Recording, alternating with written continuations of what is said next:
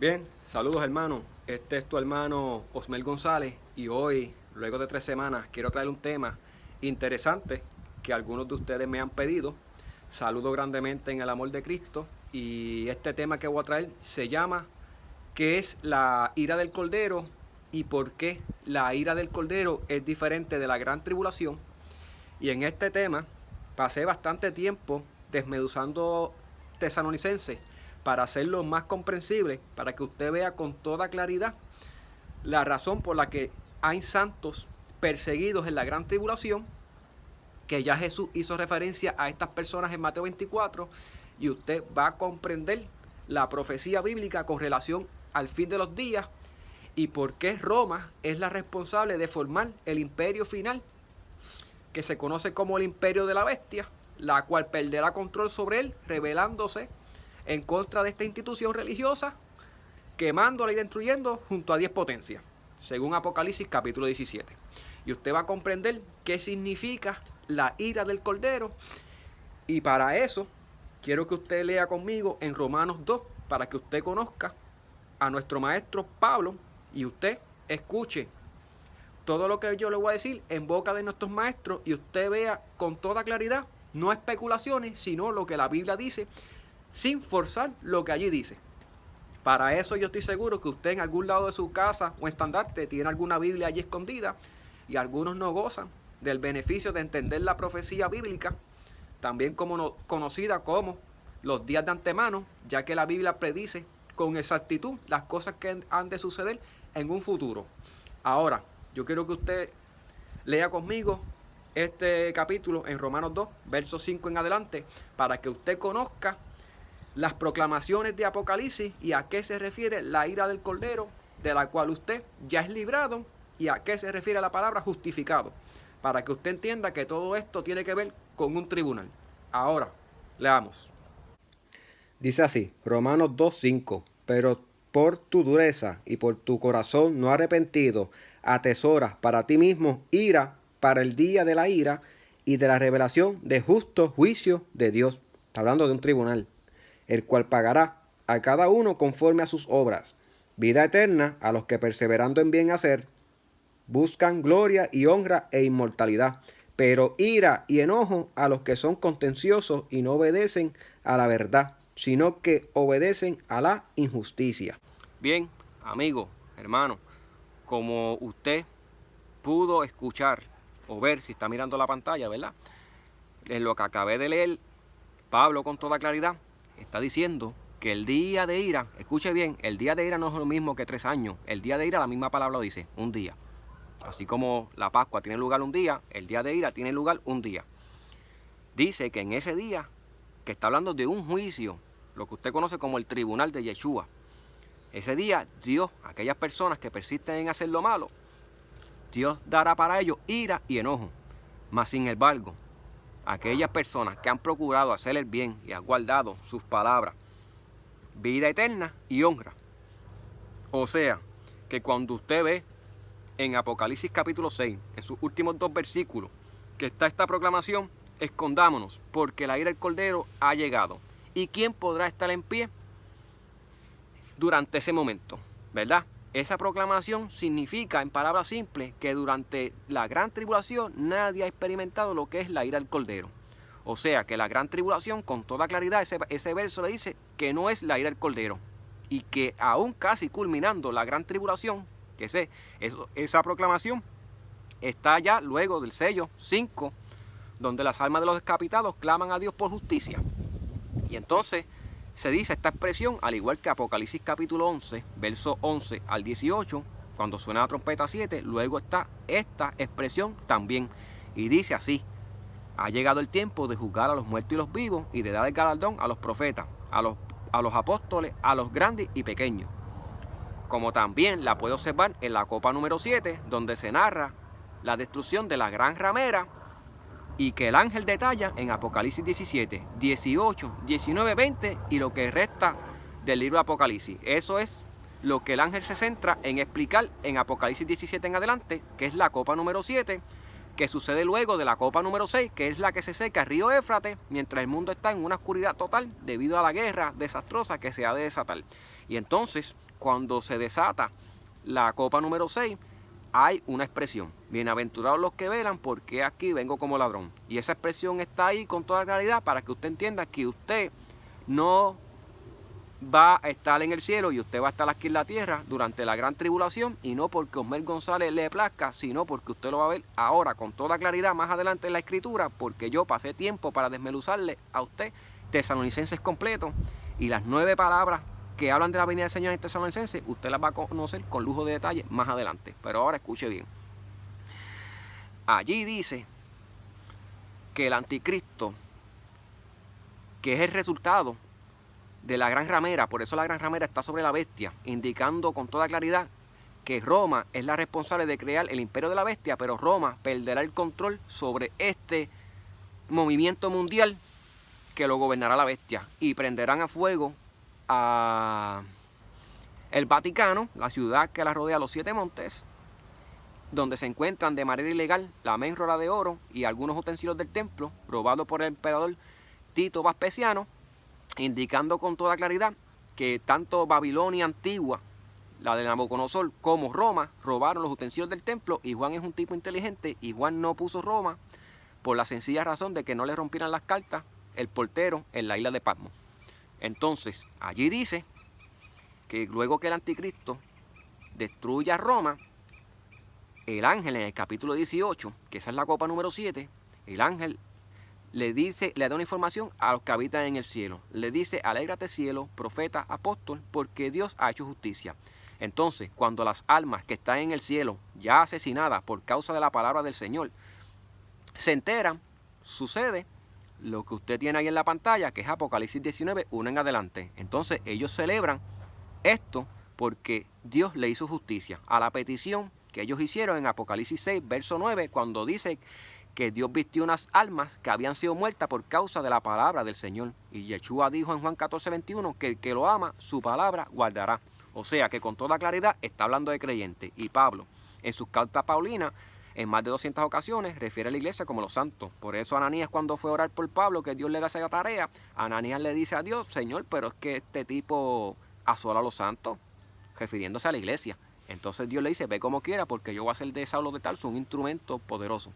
Entonces, luego que la gran ramera cae, entonces viene la invitación a las bodas del Cordero, y es por eso que en el siguiente versículo se ve el cielo abierto, según lo narrado en Apocalipsis, en el testimonio de Yeshua a Juan, el cielo abierto, Jesús en un caballo blanco, que es simbólico, representa autoridad y poder, y luego tienes lo que sucede en Apocalipsis capítulo 20, que es la resurrección de los muertos, y dice allí con toda claridad que esa es la primera resurrección y la única que hay, donde también, según el verso 4, resucitan los decapitados por el anticristo. Si alguna vez usted escucha a algún predicador reconocido, que yo los he oído bastante, y le dice que la primera resurrección es el arrebatamiento, enséñele que tiene un problema con Yeshua, porque Yeshua dijo que la primera resurrección es esa, la que describe en Apocalipsis capítulo 20. Y allí entonces sucede luego lo que usted conoce como el Yom Kippur, que es el día del juicio, donde Dios juzgará a los vivos y a los muertos para darle el veredicto final. Y eso es lo que se conoce como la ira del Cordero. Hay algo peor que la gran tribulación, y es el veredicto final. Lo que se determine ese día es final y firme. No tiene vuelta atrás. Si usted se perdió ahí, se perdió para siempre. Entonces, si usted mira el profeta Sofonías, capítulo 3, verso 8 al 9, también habla de un juicio, y dice que en ese juicio Dios devolverá a las naciones pureza de labios, para que todos en común consentimiento busquen a Jehová, y todos en un mismo idioma llamen a Jehová, y todos se expresen de forma pura ante el Señor. Entonces, lo mismo el profeta Joel. El profeta Joel dice que el Señor juntará en el valle de Josafat, en el día postrero, a las naciones para juzgarlas, porque el día de ira es el día del juicio. La misma palabra dice, juicio. Por eso es que cuando Jesús murió por nosotros, usted ve en todo el Nuevo Testamento la palabra justificado, porque la justificación es para el juicio. Cuando la Biblia dice que usted es librado, se está refiriendo al día del juicio. Cuando llegue el momento del juicio, Jesús dijo que como un lazo vendrá sobre todos los habitantes, en Lucas capítulo 21, de la tierra. Pero tú cedéis no escapar. Y hizo una parábola con relación a eso, en Marcos 13, si no me equivoco, donde dice que el reino de los cielos es semejante a un hombre que tiró la red en el mar y recogió toda clase de peces, pero fue en una cesta y separó los peces buenos de los peces malos. Pues el Señor te está diciendo con eso que cuando se tire el lazo, o sea, la gran tribulación, sé digno de escapar para cuando llegue el día del juicio, donde se va a analizar el corazón de cada persona y las acciones, tú seas de los que alcancen la vida eterna. Entonces, ahora, amigo, hermano, si el sello 5 le dice con toda claridad que las almas que se encuentran ahí murieron durante la gran tribulación, es porque ninguno de esos santos ha experimentado la supuesta resurrección que hay antes de la gran tribulación. Lea con entendimiento. Entonces, si esas personas que están clamando por justicia, por guardar los mandamientos de Yeshua y la palabra de Dios, murieron y no han resucitado, es porque solamente hay una resurrección de muertos. Pablo, escuche bien ahora, 1 Timoteo 2:18, dice lo siguiente, nuestro maestro Pablo. Pablo dice, algunas personas dicen que la resurrección de los muertos se efectuó, trastornando la fe de muchos. Ahora yo voy a usar esta pregunta para trasladarla a Tesalonicenses y vamos a observar usted y yo Tesalonicenses. Y usted va a aprender algo hoy y Dios va a fortalecer su teología hoy por medio de este vaso frágil que Dios escogió para este tiempo para traer estos temas. Entonces, allí no dice las resurrecciones, ¿verdad que no? Dice la resurrección, porque hay solamente una. ¿Y sabía usted que todos los pasajes que hablan de resurrección de los muertos, el templo antecede la resurrección de los muertos? O sea, ¿qué digo con esto? Que el templo está edificado mucho antes de la resurrección de los muertos. Tanto el profeta Daniel como Pablo, como Apocalipsis, como Yeshua en Mateo 24, que tanto el profeta Daniel en el capítulo 12 dice que antes de la resurrección de los muertos se manifiesta el rey del norte, el antimesías, y el templo es construido, como usted puede ver con toda claridad en Apocalipsis 11, donde el templo será pisoteado por gentiles, o sea, atacado, dando lugar a la manifestación de los dos testigos que profetizarán durante el periodo de 3 años y medio. O sea, que en estos tiempos no hay templo porque el templo conlleva una guerra debido a que la mezquita de Al-Aqsa y la cópula de la roca, donde está la roca, donde se cree que Abraham fue a sacrificar a Isaac para el judaísmo y para el Islam a Ismael, está allí. Y Donald Trump intentó comprar la voluntad del pueblo musulmán con 50 millones, pero los palestinos no están dispuestos a negociar sus santidades. Y esto la Biblia dice con toda claridad que Jerusalén va a ser un problema en los días postreros. Y eso es una de las señales. La situación que está pasando ahora mismo en Medio Oriente con relación al templo, Samaria y Judea. Entonces, los judíos no van a construir el templo en menos de 24 horas. O sea, hoy no hay venida del Señor ni mañana tampoco, porque ya el Padre Celestial estableció un orden. Y si ocurre una guerra en estos momentos entre China y Estados Unidos o cualquier otro país o potencia, no es la gran tribulación y simplemente es otra guerra más como la Segunda y Primera Guerra Mundial en la que nos vamos a tener que sobreponer ante esas circunstancias y sobrevivir como lo hicieron nuestros abuelos y seguir adelante. Pero si las cosas comienzan a tumbar lo que está ya escrito y profetizado, pues sí son el fin de los tiempos. Por ejemplo, tiene que morir el primer ministro, como lo dice Daniel 11:22. El primer ministro tiene que morir, el príncipe del pacto. Israel tiene que ser invadido antes de la gran tribulación. Tienen que haber 2 guerras. Un atentado sin aviso, que en estos tiempos es un atentado terrorista contra el primer ministro, y otra guerra en la que interviene una nación que viene por las aguas de Quitín en socorro a Israel. Y luego entonces viene la profanación del templo, que evidentemente el templo está construido antes de, ya que el antimesías, sus padres, o sea, sus descendientes, dicen que han atacado a Israel en el pasado. Y con toda claridad, la Biblia dice que el anticristo no es judío, sino que sus descendientes ya han tenido guerra en el pasado con Israel. Ahora, vamos al tema de 1 Timoteo 2:18. Allí Pablo habla de la resurrección de los muertos, que algunas personas en aquellos tiempos decían que la resurrección había ocurrido. Yo le pregunto a usted, Tesalonicenses 5:23, dice todo vuestro ser, alma, cuerpo y espíritu sea guardado irreprensiblemente para la venida de nuestro Señor Jesucristo. No dice sea guardado irreprensiblemente hasta el arrebatamiento. Y si usted mira en Tesalonicenses 3:13 está la misma expresión y dice sé irreprensible hasta la manifestación de Yeshua. O sea que Pablo en esta primera carta está señalando 2 veces la venida de Yeshua. Vamos a ver cuántas veces más lo hace. Tesalonicenses 4. El versículo madre de algunas personas que no leen adelante y no leen arriba y malinterpretan las cosas, haciendo quedar mal las palabras de Yeshua. Pero déjeme darle una aportación valiosa en esta hora, porque para mí esas personas que aunque no comparten lo que yo le estoy enseñando ahí, para mí también son especiales, porque también Yeshua murió por ellos y todos merecemos la oportunidad de ser salvos. Ahora, Tesalonicenses 4, verso 15, dice: os digo en palabra del Señor, que vosotros, los que quedemos hasta la venida del Señor, no adelantaremos a los que duermen.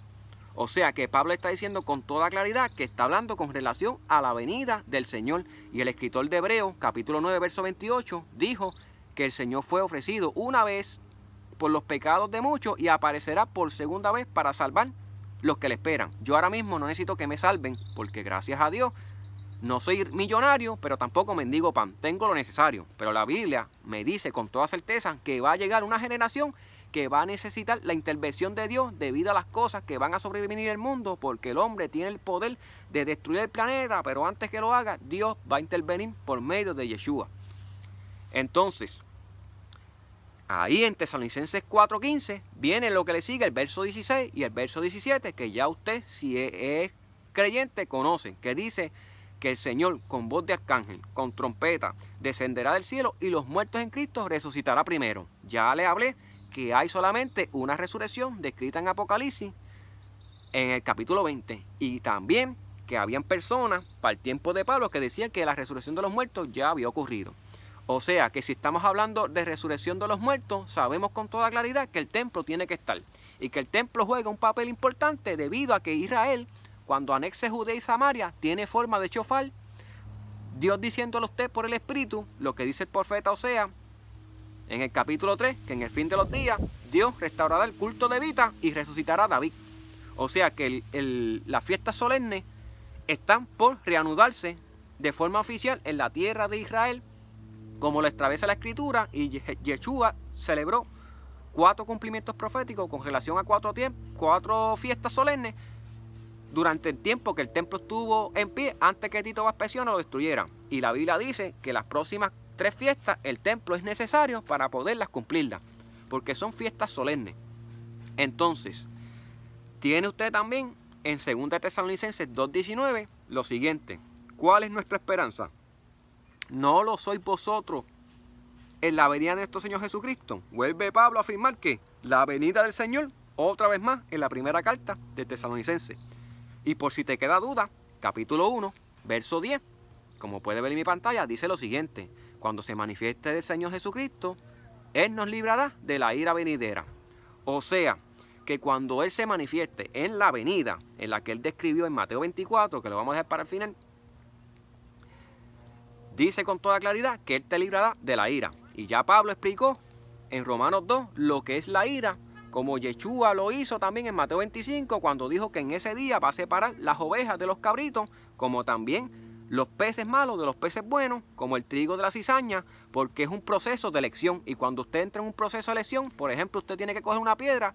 Si le dicen 5 piedras lisas, usted no puede coger 5 piedras cualquiera. Usted tiene que observar la circunferencia de la piedra para saber si es lisa. Pues lo mismo pasa en el día de la ira. El Señor va a analizar cada persona, y todo aquel que tuvo oportunidad de ser salvo, pero prefirió y desechó a Dios por escuchar a los hombres o porque simplemente no tuvo la fe suficiente, va a recibir ira de parte de Dios y un veredicto final que nadie lo puede cambiar.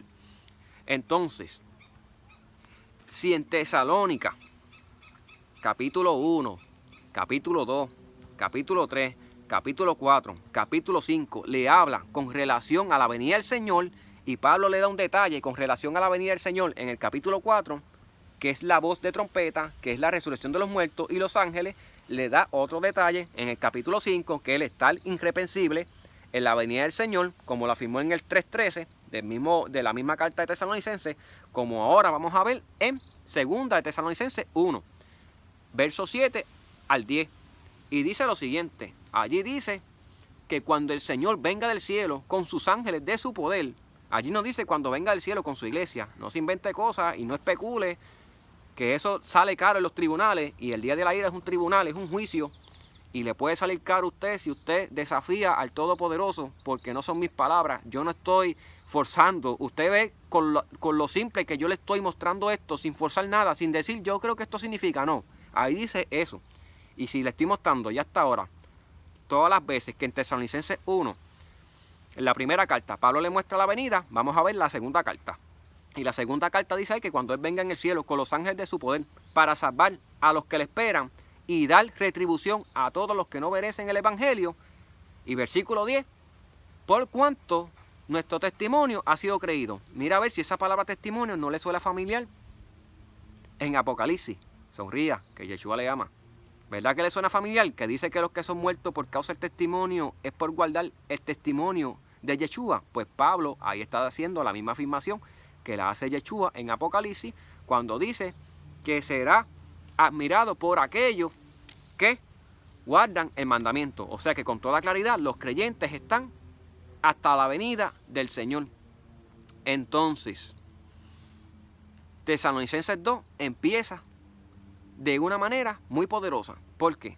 Porque ya en el capítulo 4, Pablo enseñó que la venida del Señor le pertenece al arrebatamiento. Por eso la comienza lo que va a enseñar con el verso 15, con relación a los que queden hasta el final. Porque va a haber gente que va a morir, cierto, pero va a haber un grupo que no va a morir, como Dios se lo prometió a Filadelfia, que le dijo, yo te libraré o yo te protegeré de la ira que vendrá, como protegió a Daniel en medio de un juicio, a pesar de que comía legumbre. La salud de Daniel era mucho mejor de los que comían de la mesa del rey. Entonces, dice allí, con respecto a la venida del Señor y nuestro recogimiento a Él, así lo escribió el monje Casidoro de Reina, en la primera versión, Reina Valera, de 1549. Y la Reina Valera moderna dice, con respecto a la venida del Señor y nuestra reunión con Él. O sea que ahí tenemos dos cosas, reunión con Él y venida. Pero hay un detalle, no sucederá sin que antes se manifieste la apostasía y el hombre de pecado, el anticristo, aquel que se sentará en el templo y se levantará contra todo culto dedicado a Dios. O sea, que con toda claridad le está diciendo que... Disculpen, es que había una rata ahí, estoy en un parque y pensé que era una ardilla y venía para encima. Ay, Dios mío, cosas que pasan en vivo. Entonces, ahí él se levantará contra todo tipo de culto dedicado a Yeshua, y eso significa que no importa la denominación que usted pertenezca, si habla de Yeshua, él se irá en contra de eso, porque él va a establecer su propia religión. Entonces, hermano, ahí dice Pablo con toda claridad que antes de eso se tiene que manifestar el anticristo.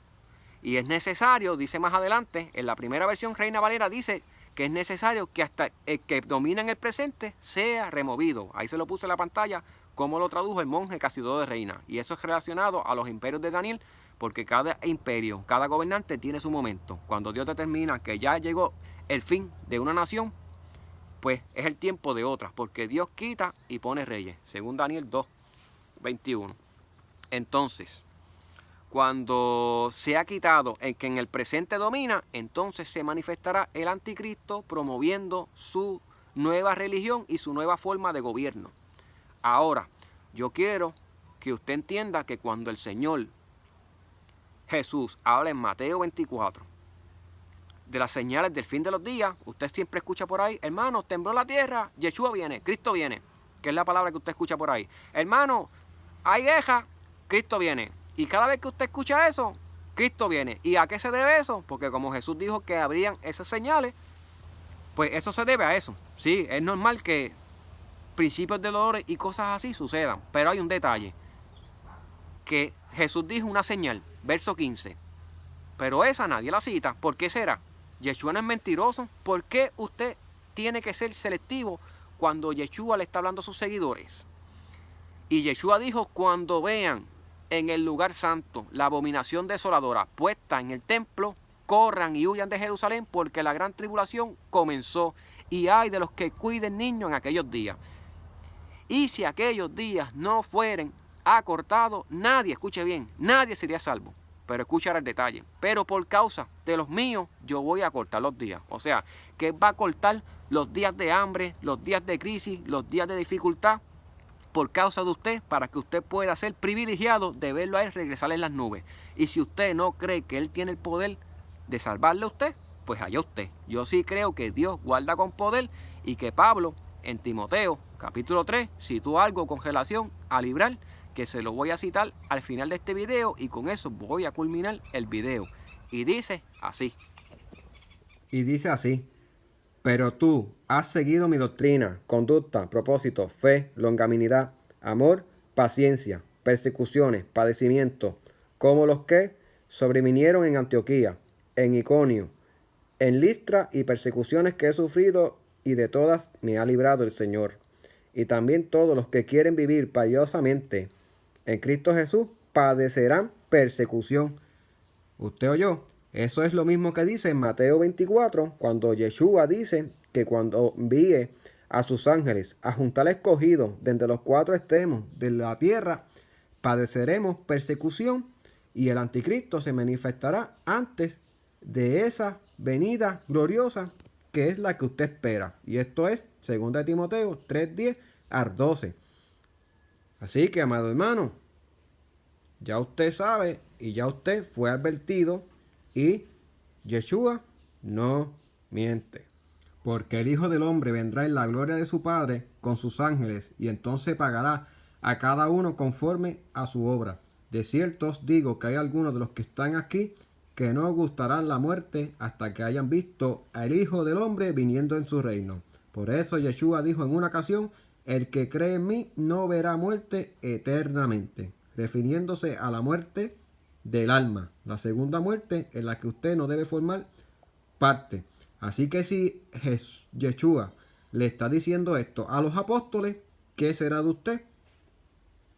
Si ellos son nuestro fundamento, si ellos, Yeshua le está diciendo con toda seguridad que verán su regreso con sus ángeles de su poder, quiere decir que la Biblia en ningún lado le dice a usted que Él viene con su iglesia en su regreso. Esos son doctrinas de hombres que no las apoya las escrituras, porque Yeshua dice con toda claridad, tanto Pablo, que el Señor viene con sus ángeles de gloria. Por eso dice Juan en 1 Juan 2:18 al 28, hijitos, el anticristo viene, pero le escribo para que no sean engañados. Acuérdense que ustedes tienen la vida eterna. Por lo tanto, guarden esto para que cuando Jesús se manifieste en su venida, no te alejes de él avergonzado. 1 Juan 2:28. O sea que hasta Juan reconocía que el anticristo se manifiesta antes de nuestra reunión con Yeshua. Así que, hermano, Dios le bendiga grandemente. Si tiene alguna pregunta con relación al tema, por favor escríbame y gustosamente se la contestamos. Y lo que uno no sepa al momento, uno lo busca. Pero créame que es una bendición poder impartir el mensaje de Dios en estos tiempos. Estése tranquilo con la vacuna de Bill Gates, porque la marca de la bestia no tiene que ver nada con eso. Ni siquiera hay templo ahora mismo, y la Biblia dice que cuando se promueve lo que será la marca de la bestia, que es un tipo de débito para que usted pueda comprar, de ahí es que viene el hambre, debido a que los siervos de Dios se rehúsan a implantarse esta marca. Por lo tanto, tú pasas hambre y tienes que sobrevivir de fruto de la tierra, o si Dios te provee o Dios te bendice, y tienes que llegar hasta el final sobreviviendo por tu cuenta, rehusándote a ser parte de este sistema monetario que será implantado por el falso profeta. Así que no hay tiempo, ahora mismo no hay templo, ahora mismo vamos camino a eso. Donald Trump está haciendo fuerza, no sabemos hasta qué punto Israel vaya a luchar por el templo. Sabemos con toda claridad que la guerra es inminente por el templo, no hay otra forma de llegar a una negociación con los judíos, ya que fue profetizado de que es un tiempo de angustia y de que la guerra va a pasar. Y que es importante que usted mantenga la calma, que esto no lo hablamos para que usted tenga miedo, sino para que usted se prepare como José y almacene. Yo que predico esto, estoy almacenando porque yo sé que Estados Unidos cortó su relación con China y hay tensiones entre China y Estados Unidos, y China vende mucho alimento al mundo, América le debe mucho dinero a China, y especialmente si Estados Unidos corta dinero con China, Walmart no le va a poner comprarle el arrocito a los chinos y muchas cosas misceláneas que las naciones y que algunas empresas en Estados Unidos le compran a los chinos debido a que ellos son uno de los mejores que brindan las cosas al por mayor a un excelente precio. Y eso representa hambre para nosotros. Entonces, todo lo que está pasando ahora es peligroso. Hay tensiones entre Turquía y Grecia, Israel y las naciones árabes, China y Estados Unidos, y no sabemos lo que está por delante. Hay profecías corriendo de que si este mes Estados Unidos cae, de que si los chinos y los rusos invadirán Estados Unidos sorpresivamente entre septiembre a noviembre. Sé que hay muchas cosas corriendo profetizadas por ahí. Yo le digo a usted, mantenga la calma, y si usted ve que el templo lo construyen y usted sigue en la tierra y usted dice, ¿qué pasa que Cristo no viene? Recuérdese que ya Él lo dijo antes y dijo, cuando veas todas estas cosas, en vez de ponerte triste, alégrate, porque se está por acabar el tiempo de sufrir y las limitaciones de tu cuerpo están por desaparecer, porque en ese nuevo reino con nuestro Señor no habrá enfermedad, no habrá tristeza, no habrá malas noticias, sino que todo se da alegría. Y puede ser que tu padre o tu madre haya fallecido, no estés triste. Si murió en Yeshua, murió en esperanza. Y Él es el juez, Él tiene la última palabra, y no importa si usted en algún momento perteneció a una iglesia y lo hirieron, todavía está a tiempo de entregarle su corazón a Yeshua, y Yeshua es misericordioso, y en el día de Yom Kippur, en el día de ira, Él ya dio un pago por usted, y Él saldó y pagó una fianza por usted. Usted solamente tiene que creer y caminar en fe, guardando sus mandamientos y su palabra, para que en aquel día pueda ser justificado y pueda ser parte de la familia de Dios. Dios te ama, tú eres su novia, y así describe los rabinos. Por ejemplo, en la Mishnah del Tratado de Tanit, dice que en la fiesta de tabernáculo, las princesas de Israel, las mujeres de Israel, se vestían de blanco para buscar novio a ese día, y le gritaban a los novios, no se miren, no se fijen en la apariencia, sino en la esencia. Y Dios quiere que usted tenga esencia. Así que, amigo, prepárese para lo que viene.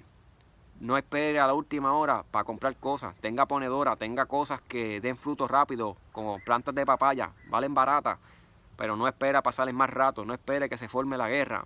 Estamos en tiempos difíciles y la Biblia ya describió lo que ha de pasar. Así que, amigos, Dios te guarde. Próximamente las 70 semanas de Daniel y otros temas interesantes. Hacía como 3 semanas que no hacía tema. Créeme que esto es difícil y esto representa una guerra para mi vida, hacer estos temas, porque desde que los estoy haciendo las cosas no me han sido fácil, debido a que el enemigo se molesta, porque el enemigo no le gusta que usted conozca la verdad. Pero yo quiero que usted entienda que los santos que describe Apocalipsis, tanto Filadelfia como Esmirna, son iglesias judías. Por eso dice, yo conozco la blasfemia de los que se dicen ser judíos y no lo son, sino sinagogas del diablo. Pero tú, Esmirna, tú, Filadelfia, para mí tú eres un verdadero judío. ¿Por qué?